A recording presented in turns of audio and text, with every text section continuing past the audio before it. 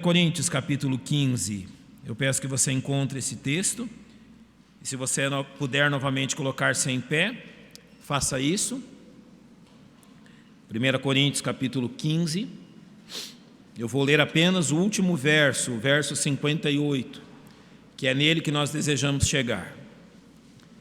A palavra de Deus diz assim: portanto, meus amados irmãos, sede firmes e constantes, sempre abundantes na obra do Senhor, sabendo que o vosso trabalho não é vão no Senhor. Pai, nós temos a Tua verdade eterna aberta diante dos nossos olhos. Reconhecemos que é ela que governa a nossa vida e reconhecemos a autoridade dela, uma vez que vem do Senhor. Ó Deus, pelo Teu Espírito, permite que demos fé a esta verdade, a fim de que ela adentre ao nosso coração. E se porventura houver entre nós aqueles que ainda não conhecem, ainda não se renderam à salvação em Jesus, que o possam fazê-lo nesta noite. Ajuda-nos, nós te rogamos em nome de Cristo. Amém. Podem se assentar, irmãos. O título desta noite é o poder da ressurreição. O capítulo 15 da primeira carta aos Coríntios é o maior tratado dentro da Bíblia, tratando da questão da ressurreição. E Paulo teve que fazer isso aqui na carta aos Coríntios, porque haviam controvérsias quanto à ressurreição entre os mortos, a ressurreição física, naquele lugar. Então o capítulo 15 visa dirimir as dúvidas e fortalecê-los quanto à doutrina da ressurreição. E é isso que nós desejamos fazer hoje. Eu quero iniciar começando por um ponto onde nós vamos aplicar essa doutrina na nossa vida. Eu quero começar pelo fato que o cristianismo não é uma mera filosofia de vida, como tantas outras que nos cercam. Não, o cristianismo não é um modo de vida. Cristianismo não é uma filosofia entre tantas outras filosofias de vida que você então escolhe de acordo com o seu gosto e diz: olha, o cristianismo é aquela que mais me agrada, então eu viverei de acordo com o cristianismo. Cristianismo, ele não se trata de adquirirmos determinado modo de comportamento, de vestimentas, de costumes ou de práticas. Uma pessoa não precisa crer no cristianismo para adquirir esse comportamento. Uma pessoa não precisa crer em Jesus para se vestir como um cristão, para falar como um cristão, para ter a atitude como um cristão. O incrédulo, aquele que não crê em Jesus, ele pode fazer tudo que um cristão faz e não ser um cristão. Cristianismo não é filosofia de vida. Agora eu vou adotar para mim uma filosofia que eu creio será muito produtiva na minha vida. Isso não é cristianismo.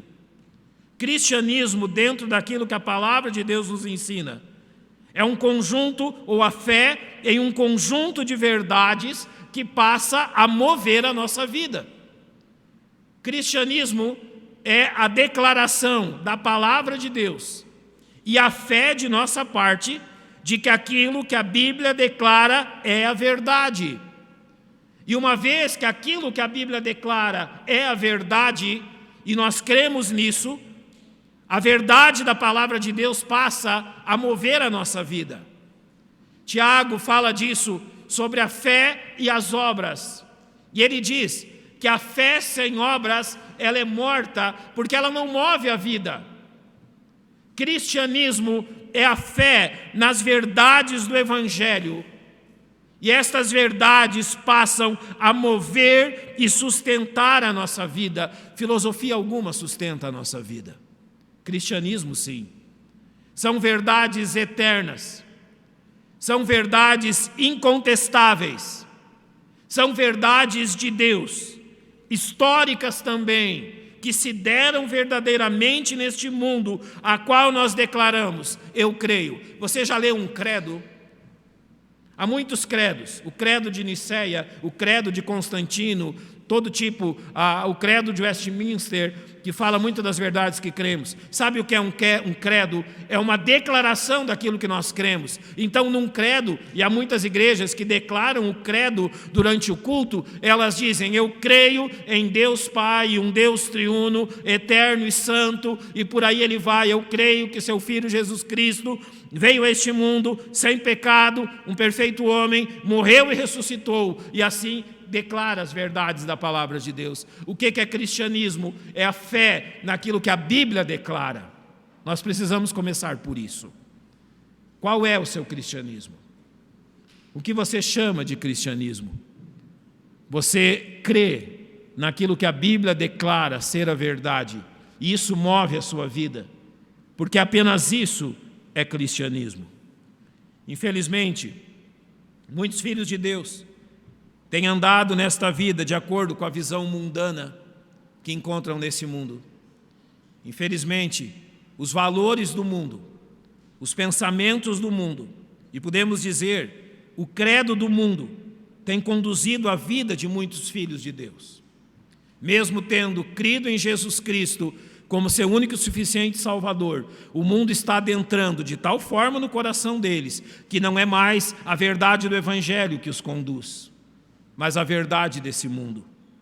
Então eles vivem tendo em vista apenas aquilo que este mundo pode oferecer. E há uma grande marca de um cristão que vive de acordo com a visão desse mundo. Normalmente o que ele tem a pensar é que ele tem tão pouco tempo para aproveitar aquilo que esse mundo pode oferecer. Olha, pastor, eu trabalho, eu estudo, eu faço isso, aquilo, eu tenho tão pouco tempo para aproveitar essa vida, eu tenho tão pouco tempo para aproveitar esse mundo, tem tanta coisa para mim conhecer, tem tanta coisa para mim fazer, tem tanto objetivo para mim alcançar, tem tanta coisa maravilhosa que eu quero provar desse mundo, e eu estou com pouco tempo para isso. Eu não sei quantos anos eu vou viver, mas eu quero dedicar alguns anos da minha vida a conhecer o mundo. Isso é mundanismo. Sabe por quê? Porque a perspectiva limitada desse mundo está conduzindo a tua mente. A perspectiva limitada, egoísta desse mundo ocupou o seu coração. Não são mais as verdades do Evangelho, são agora as verdades desse mundo. E você se anseia, você tem ansiedade para que então você possa provar de tudo aquilo que esse mundo tem a oferecer. Sabe qual é a proposta de 1 Coríntios capítulo 15? É que aquilo que falta aos cristãos é que conduzam a sua vida pela realidade da doutrina da ressurreição. 1 Coríntios nos ensina a pautar a nossa vida, tendo como verdade a doutrina que haveremos de ressuscitar. Deixa eu agora abrir um parêntese. Ele não vai nos ensinar a não ter medo da morte. Não pense que a ressurreição vai tirar o medo da morte. Num certo aspecto, sim. Mas a ressurreição contempla a morte. A ressurreição vai além da morte e nos faz enxergar a vida conforme Deus quer que nós a enxerguemos.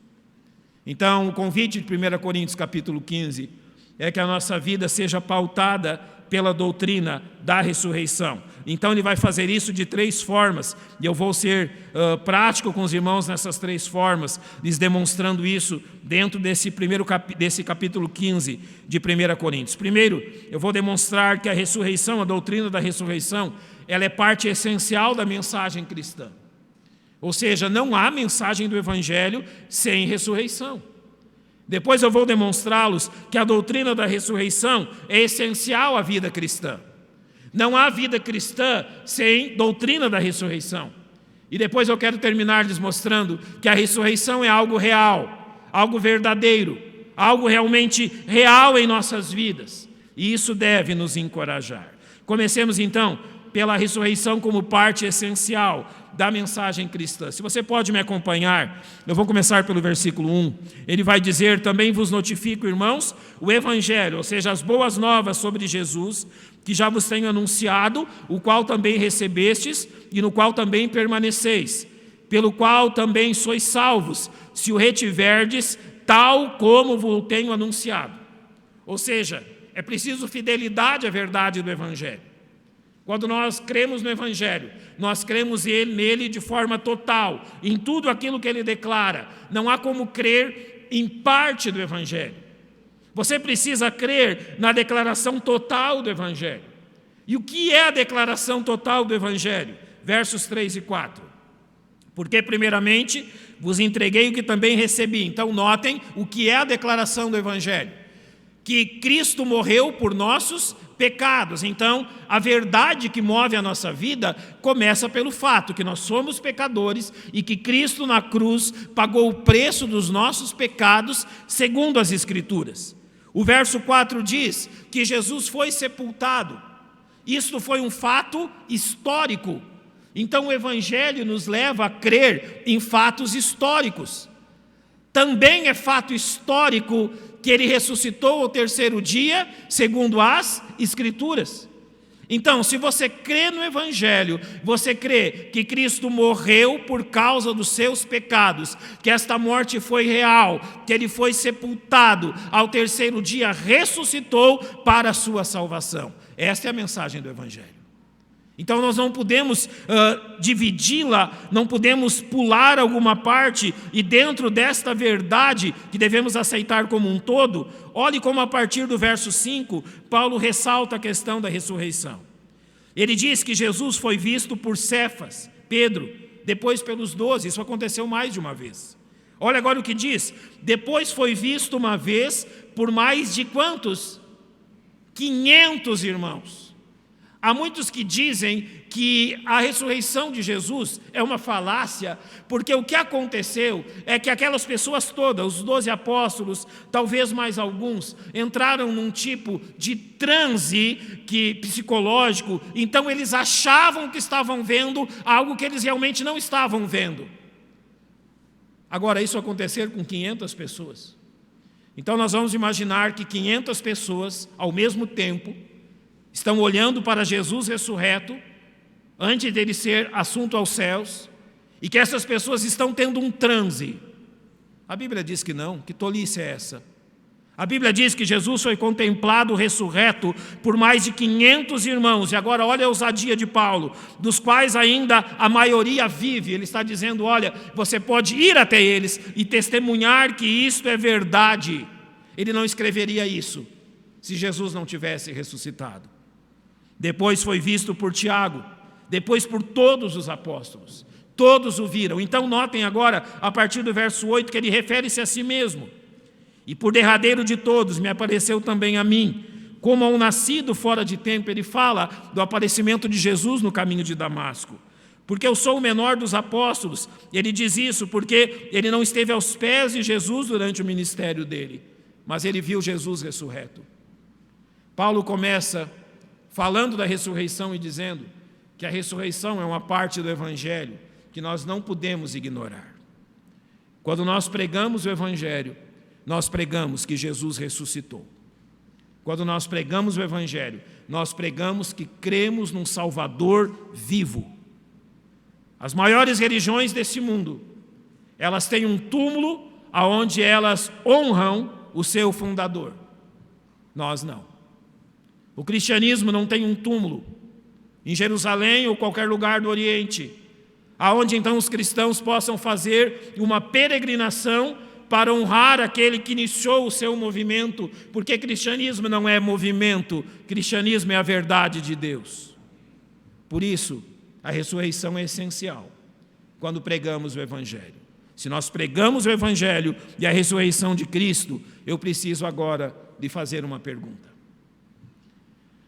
Até que ponto a verdade da ressurreição influencia a sua vida hoje? Até que ponto a verdade da ressurreição conduz a sua vida hoje? Sabe, talvez você está ignorando completamente a verdade da ressurreição no seu viver. Talvez você está fazendo planos, talvez você está estabelecendo propósitos, prioridades. Mas o que eu estou lhe perguntando é, nos seus planos, nas suas prioridades, nos seus propósitos, você está levando em conta a doutrina da ressurreição? Naquilo que você está planejando para a sua vida, da forma que você está vivendo, você está levando em conta a doutrina da ressurreição? A doutrina da ressurreição tem impacto sobre a sua vida? Se você é um cristão, se você crê em Jesus, a doutrina da ressurreição precisa conduzir a sua vida. Talvez os seus planos, talvez aquilo que você tem colocado como prioridade, talvez até aquilo que você ame, não está levando em conta a doutrina da ressurreição. Se você está vivendo assim, se você está planejando a vida assim, eu temo dizer que há uma lacuna enorme na sua vida. Há realmente uma lacuna enorme nos seus propósitos. Se você não está levando em conta verdadeiramente a doutrina da ressurreição. Eu quero agora passar ao verso 12 e demonstrar algo mais. Demonstrar que a doutrina da ressurreição também é parte essencial da vida cristã. Não só da pregação cristã, mas agora Paulo vai demonstrar como a doutrina da ressurreição é parte essencial da vida cristã. E ela vai demonstrar como essa verdade responde a algumas objeções que os coríntios haviam levantado contra a doutrina da ressurreição. Então, se você pode continuar me acompanhando, observe o verso 12. Ora, Paulo agora vai colocar um argumento. Se prega que Cristo ressuscitou dentre os mortos, como dizem alguns dentre vós, que não há ressurreição de mortos. Então agora ele começa a indagar os coríntios a respeito dos pensamentos deles. Eles viviam como se não houvesse ressurreição. Eles planejavam como se não houvesse ressurreição. Eles priorizavam as coisas como se não houvesse ressurreição. Então Paulo ataca o pensamento deles ao dizer: se nós estamos ensinando no Evangelho que Jesus ressuscitou, mas alguns de vocês estão dizendo que não há ressurreição, afinal de contas, aonde que nós vamos chegar com um debate desses? E Paulo começa a colocar os argumentos demonstrando como realmente retirar a doutrina da ressurreição, da verdade que cremos, vai transformar nossa vida num caos. E ele demonstra então como a doutrina da ressurreição nos firma a respeito de algumas verdades da nossa vida. Primeiramente os versos 13 e 14. Se não há ressurreição de mortos, também Cristo não ressuscitou. Então, se não há ressurreição, se a ressurreição é algo que é uma fantasia, se mortos não ressuscitam, Jesus está morto. E olha a consequência disso. Se Cristo não ressuscitou, logo é vã a nossa pregação, e também é vã a nossa fé.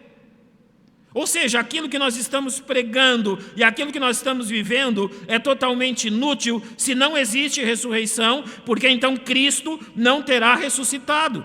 Se Jesus não ressuscitou fisicamente, isso coloca em dúvida todas as suas promessas a nós. Se Cristo não ressuscitou verdadeiramente e fisicamente, o que fazer das promessas dele que envolvem a nossa presença física no céu? O que envolve o futuro da nossa vida. Os versos 15 e 16 dizem: assim somos também considerados como falsas testemunhas de Deus, pois testificamos de Deus que ressuscitou a Cristo, ao qual porém não ressuscitou, se na verdade os mortos não ressuscitam. Então agora ele está dizendo aqui, se não há ressurreição de mortos, eu e todos os apóstolos somos uns grandes mentirosos. Se não há ressurreição, aquelas 500 testemunhas estão mentindo. Há uma grande falácia aqui. Há realmente um grande engano aqui. Se não existe ressurreição dos mortos, a gente viu outra coisa. E não testemunhou a ressurreição de Jesus. Se realmente não há ressurreição e os mortos não ressuscitam, Cristo não ressuscitou e nós estamos todos enganados. Paulo está colocando a eles aqui, olha, se vocês não levam em conta a ressurreição, quer dizer que o testemunho do Evangelho não vale nada. Se Cristo não ressuscitou e não existe ressurreição, a primeira coisa que cai é o Evangelho, porque o Evangelho diz que ele ressuscitou. E isso é um fato histórico no qual cremos. Já nos versos 17 e 18 ele diz: se não há ressurreição, não há perdão dos pecados. E se Cristo não ressuscitou, é vã a vossa fé e ainda permaneceis nos vossos pecados. Ou seja, se Cristo realmente não ressuscitou, a nossa fé não tem base de verdade e nós realmente não fomos perdoados. Porque aquilo que Paulo vai ensinar aos Coríntios também no capítulo 4, verso 25, que ele foi entregue por nossos pecados e ressuscitou para a nossa justificação. Significa que a ressurreição dele é a certeza da nossa salvação. Se não há ressurreição dos mortos, então nós não fomos perdoados. Finalmente, os versos 30 a 32, ele diz: porque estamos nós também a toda hora em perigo? Eu protesto que cada dia morro. Agora estou lendo, 1 Coríntios 15, 30 a 32. Gloriando-me em vós por Cristo Jesus nosso Senhor. Se como homem combati em Éfeso contra as feras, que me aproveita isso se os mortos não ressuscitam? Então vamos fazer como o mundo está dizendo: comamos e bebamos, porque amanhã morreremos. Paulo está dizendo assim, e vamos agora lembrar de tudo que aconteceu com ele. Paulo está dizendo assim: olha, vocês sabem o que eu já passei pelo Evangelho. Em Éfeso, eu passei dificuldades quase até a morte. Eu passei todo tipo de luta, e nós podemos olhar aqui para aquilo que aconteceu também à frente. Ele está dizendo: olha, se Cristo não ressuscitou, então tudo isso que eu tenho feito é em vão. Todo o trabalho cristão é em vão. Toda obra cristã é em vão. E tudo aquilo que os cristãos fazem é em vão. Então, se não há ressurreição, se a ressurreição não é aquilo que conduz a nossa vida, vamos adotar o estilo mundano de viver. Comamos e bebamos, porque amanhã nós vamos morrer. E depois da morte, não tem mais nada. Se realmente não há ressurreição dos mortos, não há porquê nada disso que a gente está fazendo aqui nessa noite ter razão. Se não existe ressurreição dos mortos, não há porquê haver cristianismo. Se não existe ressurreição dos mortos, não há porquê nos dedicarmos a Cristo. Se não existe ressurreição dos mortos, não há porquê vivermos uma vida de santificação. Se a ressurreição dos mortos é uma mentira, nós temos que adotar realmente o que o mundo está adotando. Vamos acabar com as nossas vidas. Vamos aproveitar o pecado ao máximo, porque a gente tem pouco tempo nesse mundo. Eu apenas quero demonstrar para vocês como a fé na ressurreição e a incredulidade quanto à ressurreição fazem com que a nossa vida siga caminhos opostos. Eu quero aplicar isso da seguinte forma. Há uma razão muito clara para o desinteresse de muitos crentes em relação ao Evangelho. Há uma razão muito clara porque crentes não estão amando a Cristo como deveriam amar. Há uma razão muito clara para demonstrar como a igreja hoje, de forma geral, não demonstra mais o fervor por Cristo que um dia demonstrou. Nós simplesmente adotamos o pensamento do mundo. Comamos e bebamos, porque amanhã nós vamos morrer mesmo. Mas quando nós temos a firmeza na doutrina da ressurreição, quando nós sabemos que mesmo que a morte chegar, Cristo há de nos ressuscitar fisicamente, a nossa mentalidade, a forma que nós encaramos a vida, a forma que investimos a vida, a forma que fazemos as coisas muda. Você percebeu isso? Quando você tira a doutrina da ressurreição diante dos seus olhos, tudo nesse mundo parece ter lógica. Tudo nesse mundo parece realmente ser como as pessoas do mundo estão dizendo. Realmente nós somos uns tolos. Não estamos aproveitando o mundo, não estamos aproveitando o prazer desse mundo, não estamos aproveitando todas as coisas que esse mundo pode oferecer. Quando nós tiramos diante de nós a doutrina da ressurreição, nós começamos a entender que as pessoas do mundo têm razão. O jeito que elas vivem é que é certo. Elas estão aproveitando a vida, elas estão se dedicando àquilo que realmente vale a pena. Mas agora vamos inverter a questão. Quando nós temos a convicção da doutrina da ressurreição, a vida deles, dos incrédulos, passa a ser tola. E a única vida que tem justificativa é a vida vivida para Cristo.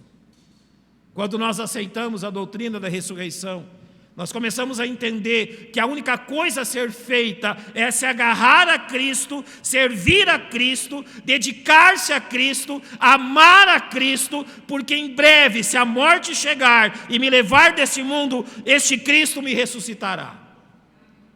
A minha forma de pensar muda, a minha ocupação muda, o meu propósito muda, as minhas prioridades mudam, o amor do meu coração muda quando eu contemplo diante de mim a doutrina da ressurreição. Tudo começa a fazer sentido. O cristianismo começa a fazer sentido. A vida começa a fazer sentido quando eu contemplo que a morte não é o fim de todas as coisas. Quando eu contemplo que há algo maravilhoso depois de tudo isso, que há algo incrível depois de tudo isso, que há algo inimaginável depois de tudo isso. Eu vou usar, com todo respeito, algo que a irmã Marilene me escreveu essa semana, depois de saber da partida do pastor Roger Peterson. Ela escreveu assim, que imaginava lá no céu o encontro, pense nesse encontro, irmã Ana, pastor Jaime Rose, Dr. Roger Peterson. Que encontro incrível. Eu não sei o que aqueles três estão falando, talvez estejam falando de nós, não é? Eu não sei o que aqueles três estão dizendo, mas olha, eu acho que eles não tiram os olhos de Jesus o tempo todo. Eu acho que a irmã Ana não está deixando os dois falarem, não é? Está falando para eles, olha, Jesus é incrível, Jesus é maravilhoso, e eles estão lá contemplando aquilo que eles estudaram nas Escrituras, mas que agora os olhos deles veem. Que encontro incrível, que semana incrível para eles. E para nós também um dia. Quando a gente crê na doutrina da ressurreição, a nossa vida passa a ter um outro aspecto e uma outra direção como nós não imaginávamos ter. E finalmente, a terceira questão que Paulo diz é que a doutrina da ressurreição é algo real. Acompanhem comigo a partir do verso 35. Mas alguém dirá, como ressuscitarão os mortos? Com que corpo virão? É mais ou menos aquilo que os saduceus fizeram com Jesus, quando eles chegam para Jesus e dizem, olha, um homem se casou com uma mulher, mas o homem morreu, ele tinha outros 6 irmãos, um após o outro foi casando com a mulher, e um após o outro foi morrendo, e no final a mulher também morreu. Daí eles perguntam para Jesus, e lá no céu, quem é o marido dela? Lembra disso? Eles questionando Jesus. Jesus, falou para eles, olha, vocês não pensam nas coisas de Deus. Vocês acham que a vida depois da morte é de acordo com aquilo que vocês pensam. Então vocês ficam imaginando de quem vai ser esposo, de quem não vai ser esposo, como será o corpo, como será isso ou aquilo. Mas Paulo então ele se preocupa em mostrar para eles como existem verdades a respeito disso que eles deviam levar em conta. Então a partir do verso 35 ele começa a mostrar da seguinte forma. Primeiro ele diz então, como ressuscitarão os mortos e com que corpo virão? Literalmente o que eles estão perguntando é o seguinte, olha, a gente sabe que há pessoas que morrem, agora estamos na parte prática da ressurreição, há pessoas que morrem, por exemplo, no mar, ou queimadas, ou num acidente, onde simplesmente não sobra nada do corpo. Há uma discussão muito grande hoje em dia a respeito de sepultamento ou cremação, se isso é bíblico, se isso vai prejudicar algo, há muitos discutindo isso. Mas então eles estão perguntando, como que Deus vai juntar as moléculas do corpo e vai devolver um corpo físico para essas pessoas depois de tudo isso acontecer? A primeira coisa que eu lembro é quando então Apocalipse 20, falando do grande trono branco, ali João escreve que Jesus está dizendo que o mar dará os mortos que nele há, a sepultura dará os mortos que nela há, tudo aquilo que vai devolver e entregar os mortos que neles há para que eles ressuscitem. Irmãos, Deus não é limitado a forma alguma. Deus controla a matéria, Deus controla todas as coisas. Um corpo que não mais existe, para Deus que criou este mundo e disse, aonde não havia luz, haja luz. Aonde não haviam os planetas, hajam planetas. Aonde não havia água, haja água. Você acha que para ele é difícil juntar as moléculas de um corpo? Não é. A realidade da ressurreição diz o seguinte, que na ressurreição dos mortos teremos este corpo que hoje usamos, mas mais adiante Paulo demonstrará como ele será diferente. E ele faz isso demonstrando no verso 39. Ele agora vai demonstrar como os corpos, ou com que corpos os crentes ressuscitarão. E ele começa a dizer algo importante no verso 39. Nem toda a carne é uma mesma carne, mas uma é a carne dos homens, outra a carne dos animais, outra dos peixes, outras das aves, há corpos celestes, corpos terrestres, mas uma é a glória dos celestes, outra dos terrestres, uma é a glória do sol, outra a glória da lua, outra a glória das estrelas, uma estrela difere em glória de outra estrela. Então ele diz, assim também a ressurreição dentre os mortos. Ou seja, este corpo, mas não mais como nós o conhecemos. Ele está falando da realidade, de como a ressurreição é real. E ele diz, sim, será esse corpo, mas não mais do jeito que conhecemos. Deixa agora eu dar a minha opinião aqui. Eu não vou dizer que você aceite aquilo que eu estou dizendo, mas eu entendo biblicamente que será assim. Eu citei aqui 3 irmãos. Nas palavras do pastor também citamos, irmã Ana, pastor Jaime, doutor Roger. Todos nós conhecemos eles, 80, 90 anos. Uma perguntinha, como será que eles estão lá no céu hoje? Qual é a aparência deles? E principalmente, qual será a aparência deles quando Jesus voltar e ressuscitar os salvos? Sabe, eu pessoalmente creio que todos os salvos terão na ressurreição a mesma aparência de Jesus. Na ressurreição, Jesus tinha 33 anos, e a própria ciência diz que aos 33 anos o ser humano atinge o ápice físico, está no auge, e nós também estaremos no auge. Então, necessariamente eu creio, entendo ser assim, que quando nós encontrarmos estes irmãos, eles estarão no auge do seu corpo físico. E aqui entram algumas coisas maravilhosas. Sabe aquela dor que nos acompanha? Lá não vai existir mais. Sabe aquela enfermidade que nos acompanha às vezes por décadas? Não, lá não vai existir mais. Dr. Roger, pastor Jaime, irmã Ana, não sentem e não sentirão mais dor alguma. O texto claramente disse que uma é a glória de cada corpo. E quando ele usa a expressão também assim entre a ressurreição dentre os mortos, ele diz que este corpo agora, ele não pode nem ser comparado com o corpo que então haverá na ressurreição. Os versos 42 a 44, vamos dar um pensamento sobre isso. Acompanhe comigo o verso 42. Assim também a ressurreição dentre os mortos. Ele vai usar uma expressão, semeia-se o corpo em corrupção, ressuscitará em incorrupção. Quando ele cita corrupção, ele diz aquilo que é perecível, aquilo que está envelhecendo, aquilo que está se acabando, literalmente. E ele diz que sim, assim se semeia o corpo, se sepulta um corpo em corrupção, mas ele ressuscitará incorrupto. Ou seja, sem essas fraquezas, sem essas enfermidades. Depois ele diz, semeia-se em ignomínia, ou seja, em desonra, mas ele ressuscita em glória. Ou seja, semeia-se um corpo desonrado pela presença do pecado, mas ressuscitará um corpo glorioso sem pecado. Semeia-se em fraqueza, ou seja, em enfermidade, em dores, mas ressuscitará em vigor, ou seja, cheio de poder. Semeia-se um corpo natural, ou seja, humano, meramente físico, mas ressuscita um corpo espiritual, ou seja, ressuscitado e fortalecido pela glória de Deus. Quando nós ressuscitarmos, esse corpo nunca mais será o mesmo. Paulo está dizendo que a realidade da ressurreição apresenta aquilo que nós vimos no próprio Senhor Jesus Cristo quando Ele ressuscitou. Realmente a glória do corpo físico dele. E é este exemplo que ele usa a partir do verso 45, quando ele começa a falar do primeiro Adão e do último Adão. Ele começa a dizer que o primeiro Adão era uma alma vivente, mas o último uma alma vivificante. O primeiro espiritual, não espiritual, mas natural. Depois o espiritual. O primeiro homem da terra, o segundo Senhor dos céus. Então, para que nós ressuscitamos? Por que Deus vai ressuscitar todos os crentes? É interessante isso.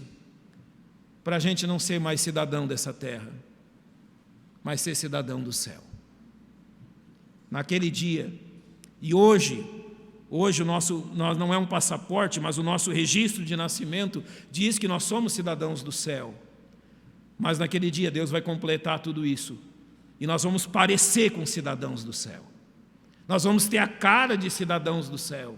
As pessoas vão olhar para nós e vão saber de onde nós somos. Somos cidadãos do céu. Agora, como isso vai acontecer? A partir do verso 50 é dito: e agora digo isto, irmãos, que a carne e o sangue não podem herdar o reino de Deus, nem a corrupção herdar a incorrupção. Por que haverá ressurreição? Porque no lar onde nós habitaremos, o pecado não pode entrar. Porque no lar onde nós viveremos eternamente, o pecado nada manchará. Então ele diz um mistério. Na verdade, nem todos dormiremos, mas todos seremos transformados. Há aqui uma questão. Nem todos nós, possivelmente, passaremos pela morte e vamos ressuscitar. Sabe, eu ouvi a minha mãe desde a infância. A minha mãe crê verdadeiramente nisso. Você pode perguntar para ela, e é a convicção dela. Ela diz: eu não vou morrer. Eu vou ser arrebatada com Cristo. E não tem quem tira ela dessa certeza. Que ela não passará pela morte. Que ela não vai precisar ser ressuscitada, porque ela vai ser arrebatada com Cristo. Então é isso que está dizendo aqui. Num momento, num abrir e fechar de olhos, ante a última trombeta, a trombeta soará, os mortos ressuscitarão incorruptíveis e nós seremos transformados. Sabe o que acontece num abrir e fechar de olhos? Não é o arrebatamento. O arrebatamento não ocorre num abrir e fechar de olhos.